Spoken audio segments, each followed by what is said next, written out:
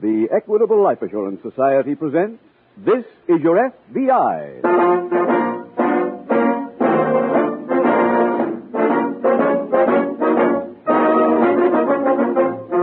This is Your FBI, the official broadcast from the files of the Federal Bureau of Investigation.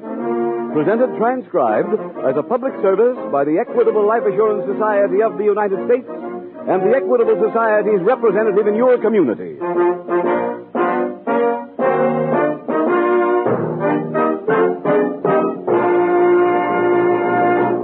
AHO. AHO. If you contemplate placing a mortgage on your home, it will pay you to remember those letters. They stand for the Assured Home Ownership Plan of the Equitable Life Assurance Society. A money-saving home-saving plan designed to speed the day when you can say, "No mortgage on my house. I own it free and clear." If that appeals to you, please listen carefully in about 13 minutes for full information on the Equitable AHO plan.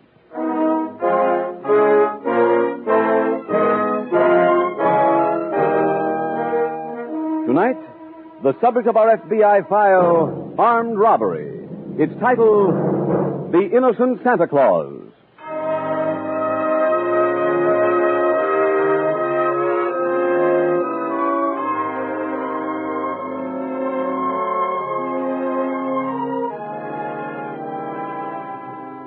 Nearly all criminals are emotionally childish, undependable, and unscrupulous. Some, like the characters you'll meet in tonight's dramatization from FBI Files, are more vicious than others. But make no mistake about it. The dashing and charming Robin Hood types are few and far between. Criminals taint with unhappiness the lives of all those with whom they come in contact. The little niceties of life, the decent, courteous kindnesses, the Christmas spirit itself that make up normal people's lives are completely foreign to the vast majority of them. Whatever they do is for themselves alone. One of your FBI's major purposes in bringing you these programs is to present the underworld as it really is, without glamour, without sentimentality.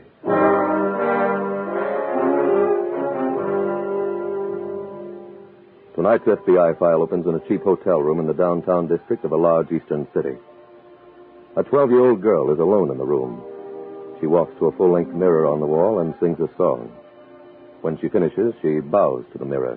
Thank you, ladies and gentlemen, for your kind applause. That was a great act, but we've got a long show. So let's meet a star who needs no introduction. Wait a minute. I didn't hear you come in. Honey, you ought to know better than to try to bring on a star that way. Oh, but I was just trying to have what theater were you playing? the one I'm named after. All right. You're on the stage at the Roxy. A sensational flash act has just finished. Mm-hmm. Now your star's on next. So you want to give her a bill, huh? But, Daddy, you always say, and now a star who needs no introduction. I know I do. But then I introduce them. Oh. And I tell a couple of jokes. Like, as I was coming in the stage door tonight, a bum came up and asked me for $2 for a cup of coffee. And I said, $2 for a cup of coffee? Why, you can get one for a nickel. And he shrugged his shoulder and says, well, can I help it if I'm a big tipper? Now you got the audience going, see? So you slug him again. Mm-hmm. You say, that bum is sure crazy. I met him yesterday, too, and he asked me for $8 for a piece of pie. And I said, $8 for a piece of pie? Why, man, you can get one for a dime. And he shrugged and says, mister, do I tell you where to eat?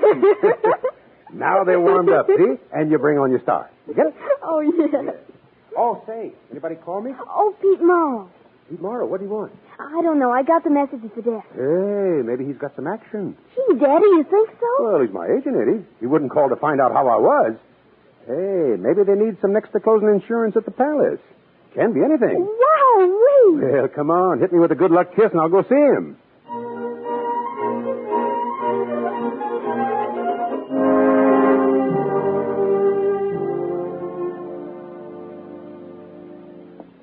Hi, Pete. Hey, sorry to keep you waiting. Yeah. Oh, hello, Fred. I just got your message, and let me tell you, brother, I am ready. I got 2 new routines, and I got a kid writing me a parody on Melancholy Baby. Wait till I give you the opening. I come out in a broken-down suit, see? Hey, Fred, I didn't call you for a theater job. Oh, well, that's okay. I do just as good in nightclubs. I'll just move the song up. Wait a minute, Fred. This ain't a nightclub job either. A guy uptown called me this morning, and he's having a Christmas party for some kids at his house tonight. He wants a guy to play Santa Claus. And you called me for that? That's it. Now, look, Pete. I know Vaudeville's dead, but there's still a lot of places where I can... There's $25 in it. Well, look, I give my dresser more than that. Fred, look, I better level with you. Vaudeville ain't dead, but you aren't. I couldn't book you in a charity bazaar. You couldn't book Abraham Lincoln at a patriotic rally. You want the job or not? No. Okay, then I'll get somebody Well, else. go ahead. Oh, Fred. By the way, how's your kid these days? Great. Good. I'm glad to hear it. She eating good? Well, sure. I got to cut her down. She's getting a little heavy. Well, she's even... Yeah? Even what?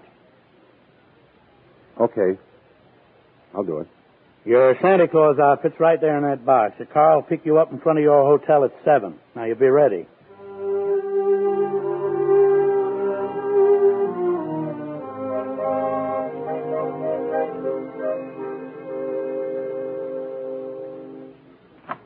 Daddy, how'd you make out? Wait till I get rid of this box. Oh. Now I'll take that hug. Oh, Daddy, what happened? Well, Pete Marra told me Oscar Hammerstein says he positively can't do his next show without me. And so that put Pete in the spot. Why? Well, Max Gordon's got a script. And he told Pete if I don't do it, he'll never hire another actor from him. And... Oh, the spaghetti! Oh. Oh.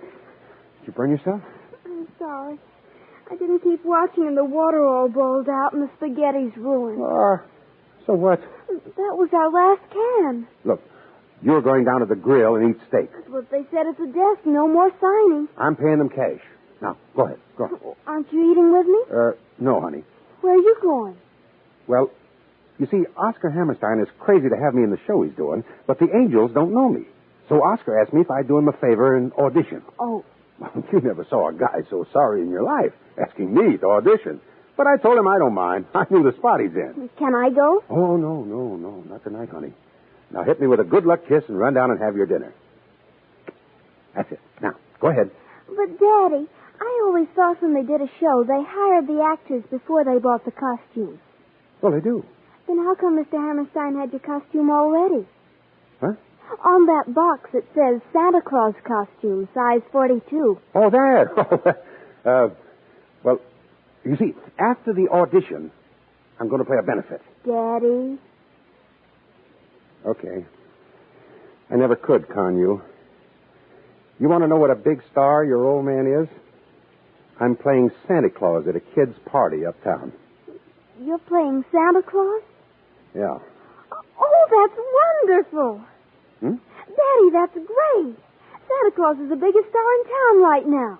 Who's bigger? Well... Oh, Crosby, the Lone Ranger? They're nothing at Christmas time. Santa Claus and his reindeer are headliners. Maybe you're right. Of course I am. It's perfect casting. They finally got a star playing a star's part. Don't you understand? Yeah, I understand. Thanks, honey.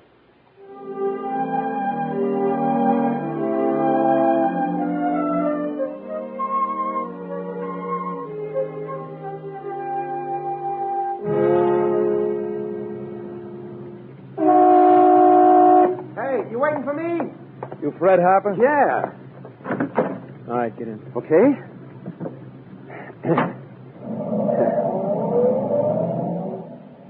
Hey, who's throwing this party? Mr. Caldwell. You his chauffeur? Uh-huh. Hey, look, I never worked a thing like this before. You mind if I try a couple of gags on you? Go ahead. Well, I figure I'll walk out and say, I know Santa Claus is supposed to come in through the door, but them chimney sweeps have got a real strong union. Nothing, huh? Yeah, maybe it's a little too fast. How about this? I'd have been here sooner except for one of my reindeer. He showed up late because he went to the movies. It seems he wanted to see the picture because he read the book. Say, pal, was your mother frightened by Ned Sparks? You know, it ain't against the law to laugh in this city. Uh-huh. Hey, I thought this Caldwell lived uptown. Yeah, he does. Well, then, what are we doing down here by the river? You, see that sign? Which one? No!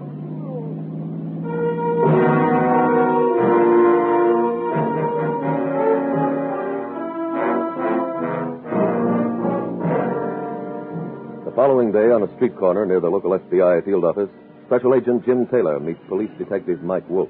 Hey, Mike. Oh, hello, Jim. I just come up to see you. Oh, what about? A jewel theft last night. Where?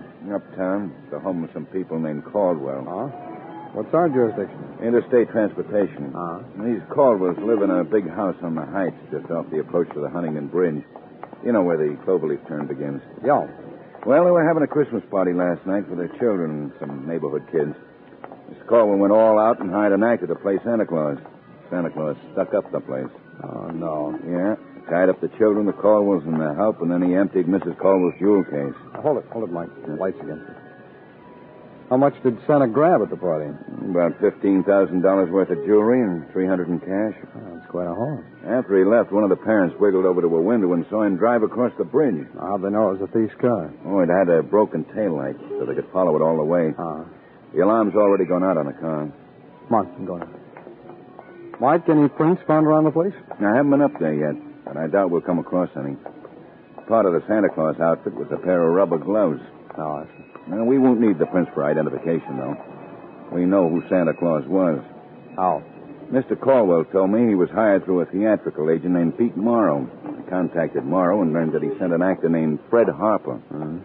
Find out where he lives? Yeah, at the hotel vending.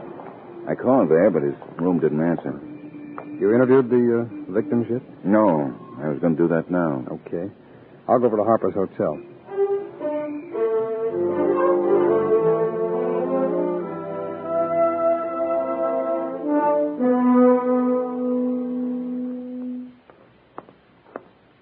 What do you want, Mac? Hello there. I'm Special Agent Taylor of the FBI. Here are my credentials. What can I do for you? Will you please ring Mr. Fred Harper's room? He's not in. His little girl's been looking for him, too. Seems he didn't get home last night. Oh, you know Harper? Very well. I was once his straight man. Is he in trouble? Yes, it seems to be. Mr. Terry, have you heard from my daddy yet? No, I haven't, Roxy. Mr. Taylor, this is Harper's daughter, Roxy. Mr. Taylor's from the FBI. Hello there. Do you know where my daddy is? No, I don't. Can you help me find him? I mean, please. We'll do our best, Roxy. Did you see your father last night? Yes, sir. He was going to play a party as Santa Claus. Were you here when he left? Yes. A man called for him. You see this man? Only from the window. He was in a big car. Daddy got in and went with him. What kind of a car was it? I don't know. Or was it a sedan, a convertible? A sedan. What color? I couldn't tell. But I do remember one thing. One of the lights in back was broken. Oh? Mr. Taylor, why are you asking me all these questions? Well, Roxy, somebody came to that party wearing a Santa Claus outfit and he held up the people. A real hold-up? With a gun? That's right. Not Daddy. He couldn't do anything like that. He's not a crook. Mr. Taylor, phone call for you. Oh, thanks. Please believe me, Mr. Taylor. I'll be right back, Roxy. You can take it on that phone. Fine, thanks. Hello. Hey, Jim. This is Mike Wolf. Yeah, Mike. Fred Harper's been picked up Oh, where? near the approach to the Huntington Bridge. And 2 of the stolen pieces of jewelry were found in his pocket.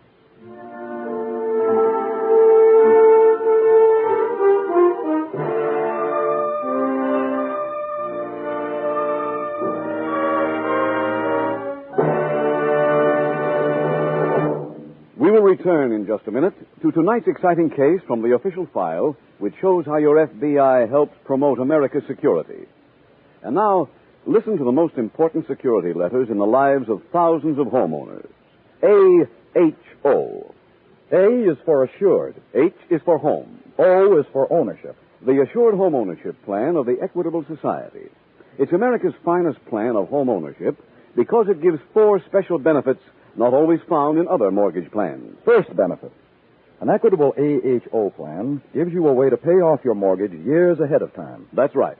One of the big objectives of this Equitable Society plan is to speed the day when you can proudly say, No mortgage on our house. We own it. Free and clear. Here's why this can happen so fast. Every Equitable AHO plan combines a low-cost first mortgage with life insurance protection. One monthly payment takes care of both. Thanks to the insurance element, a constantly growing cash loan fund is created. Year by year, the mortgage grows smaller and the cash loan fund larger until it actually is big enough to pay off what's left of the mortgage.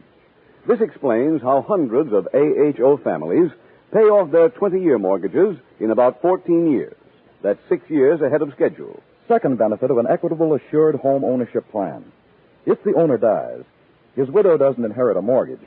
She inherits the home, free and clear. And what's more, the Equitable Society not only cancels the mortgage, but also returns to the widow every cent her husband had paid to reduce the principal. Lastly, this plan is a money saver at all times. The mortgage draws interest at only 4%. So for many reasons, a man may consider himself lucky if his health, age, income, and the location of his home enable him to qualify for an Equitable Assured Home Ownership Plan.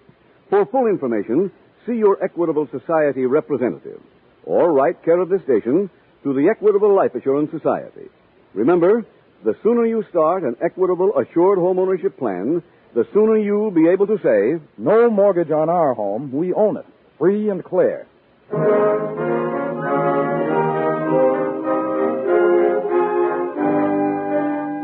And now back to the FBI file, The Innocent Santa Claus.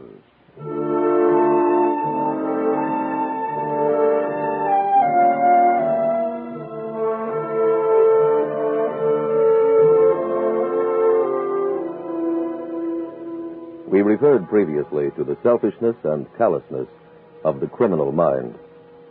During the Christmas season, when the vast majority of us are in a genial, relaxed mood, the underworld does not hesitate, even at this season, to strike often and hard. There's no off-season in crime. Being off guard is not safe at any time. The men of your FBI are convinced that it is high time to stop romanticizing gangsters and hoodlums. FBI agents who come in contact with the underworld daily know it for what it is. Ruthless around the calendar, with no days off for good behavior.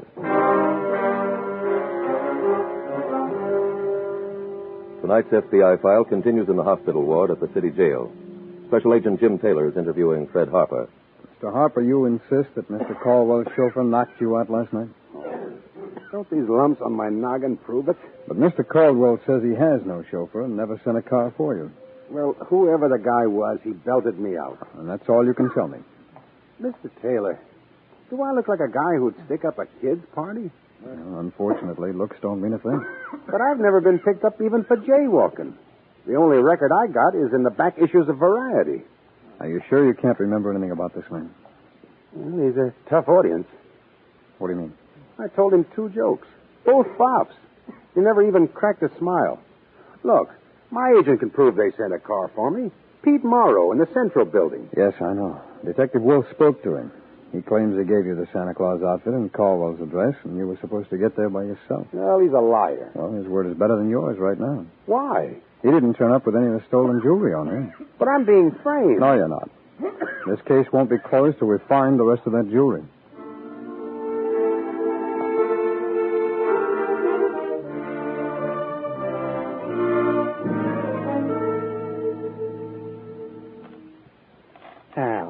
Albert, don't hold out on me. I ain't.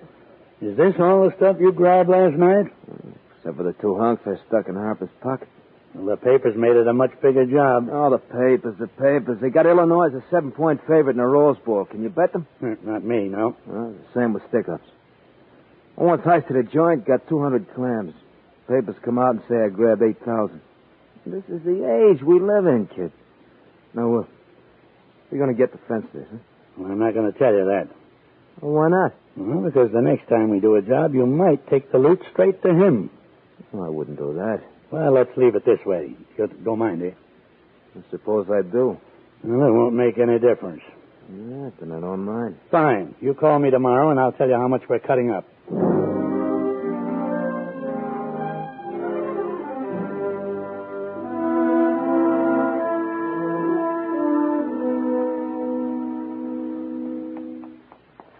Daddy.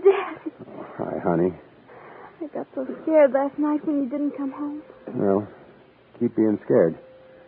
We're still in a jackpot. Mr. Taylor told me he was coming to see you. Didn't you tell him you had nothing to do with it? Mm-hmm. But I'm still here. Oh, they'll let you go. Oh, sure.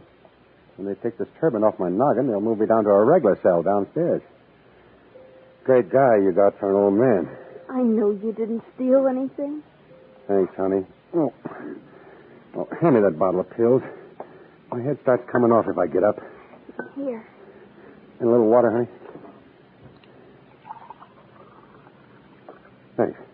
What kind of pills are those? I don't know. Well, here goes. Ooh. They taste like chopped up theater tickets. Nothing, huh? I just don't feel like laughing. Daddy, will you be out Friday? I doubt it. Why? I promised my teacher. Promised her what? Well, the school Christmas play is Friday. I told her you'd be there.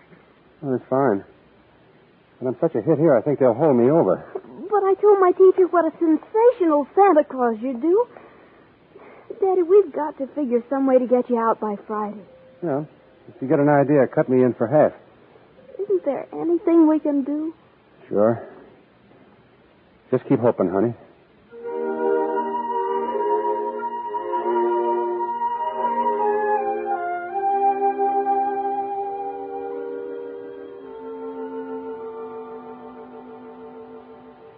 Mike, I got a report from our lab on that jewelry. No, what's the word, Jim? They found a single latent fingerprint on one of the bracelets. We've got Fred Harper's prints right here. Oh, yeah, I've already checked. It's not one of his. Well, that doesn't prove he's innocent. I can't help feeling he is, though. You believe the story about the mysterious stranger posing as Colwell's chauffeur? Yeah, I do. Harper's little girl told me about the taillight on that car being broken. There's no way she could have known that if she wasn't telling the truth. Yeah, pardon me. Sure, Mike. Wolf speaking. This is Captain Gordon, State Police. We've got that car you set off the alarm on. Where? One of my men just found it where Highway 81 hits the turnpike. I'll see that nobody touches it. Thanks, Captain. Come on, Jim. Car's been found.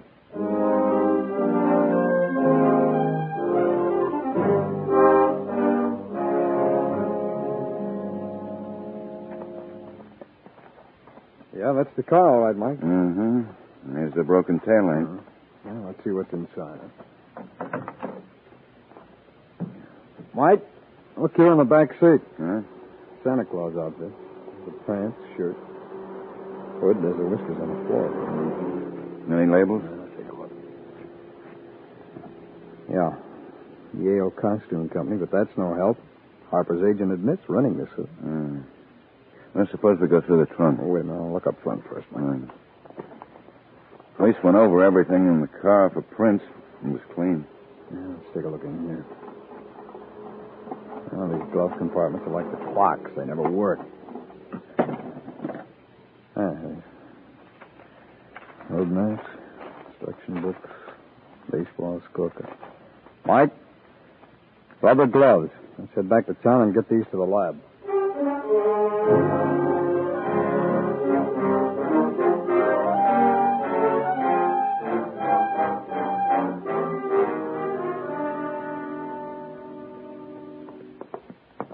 Hello, Pete. Well, Fred, how come they let you out? Mr. Taylor here can tell you. Oh, Taylor? Yes, I'm a special agent of the FBI. I'd like to ask you a few questions, if I may. Sure. Anything. Sit down. Thanks. Now, Mr. Morrow, you told Detective Wolf you made no arrangements to have Harper picked up the other night. Yeah, that's right. We found that car yesterday. The one he used in the stick-up? Well, the one that was used, but not by Harper. We also found the gloves that were part of the hold-up man's costume. Oh, so? So our laboratory got a full set of prints off the inside of those gloves. One of them matches a print we got from a piece of jewelry we found in Harper's pocket. Well, what's that all got to do with me? Well, the prints belong to somebody named Al Bedford. Who? Mr. Taylor, I told you what to expect. This guy wouldn't give you the right time in Elgin, Illinois. Mr. Morrow, you know Al Bedford. Well, is he an actor? He's a professional criminal. Well, then how would I know him? His record shows you once gave him a character reference when he put in for a parole. What's his name? Al what? Al Bedford. You better be nice to him, Pete. Maybe he'll give you the job booking talent on those prison shows. Say, I don't know what either one of you guys are talking about. Oh, hi, Mike. We caught Al Bedford and just got a full confession from him. Mr. Morrow here was his partner. Oh, that's a lie. Hey, Mr. Taylor, that clears me now, huh? Yes, it does. Then I'd better call my kid and find out if there's still time to do that Santa Claus bit. All right. Mike here can drop Merle off at the city jail. I'll go with you.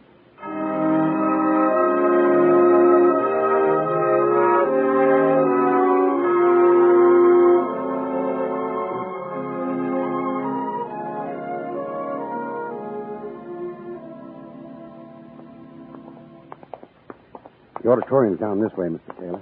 Yeah, it's a pretty big school. Mm-hmm. It's got the biggest stage of any school in town. That's why Roxy goes here. No? I think she's majoring in proscenium arches. What time you got? It's 4:15. Hope we're not late. Hey, you want in on a secret? What? I'm scared. Scared of what? Walking out on that stage in front of 2,000 kids. Oh, you've been on plenty of stages. Yeah, but what do you do with Santa Claus? You can't get hokey. You got to play him straight. Oh, I guess this is the stage door. I saw 4 kids walk in here wearing halos. Oh, they started. Yo. Guess they got tired waiting. Can't blame them. You see a little girl around there? No. Look, And what? the old man in the Santa Claus costume over there. Oh. Come on. Hey, where you going? I've been canceled. Daddy. Honey. Honey. You made it, Daddy. You made it. Yeah, look, honey. Mr. Taylor and I are going out front now and catch the show. Oh, fun. Well, we don't want to hang around backstage here and get in everybody's way. But you're Santa Claus. We can't do the show without you. Now, baby, don't let me down easy. There's Sam Whiskers sitting over there on that trunk. Oh, that's the janitor. He was standing in for you till you got here. Well, why don't you let him do it? He's got no Santa Claus material. Daddy, you promised me. Yeah, but suppose I lay an egg. You? Oh, Daddy, you're teasing me. Okay, I'll do it. I think I'll go out front to watch this. All right, and thanks again, Mr. Taylor. You're very welcome. And Merry Christmas. And the same to both of you. Oh, let's make it bigger. Let's make it Merry Christmas to everybody.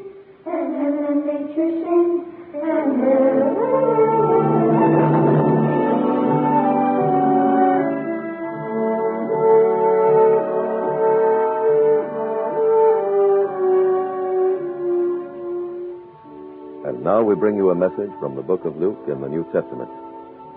A message shared with you by FBI Director J. Edgar Hoover, every special agent and employee of the Federal Bureau of Investigation.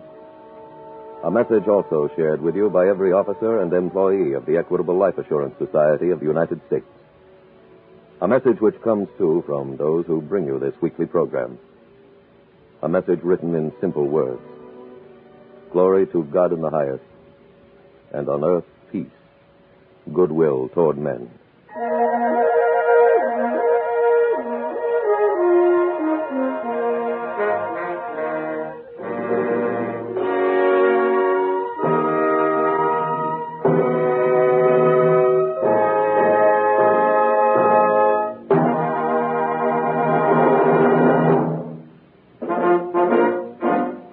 The incidents used in tonight's Equitable Life Assurance Society's broadcast are adapted from the files of the Federal Bureau of Investigation.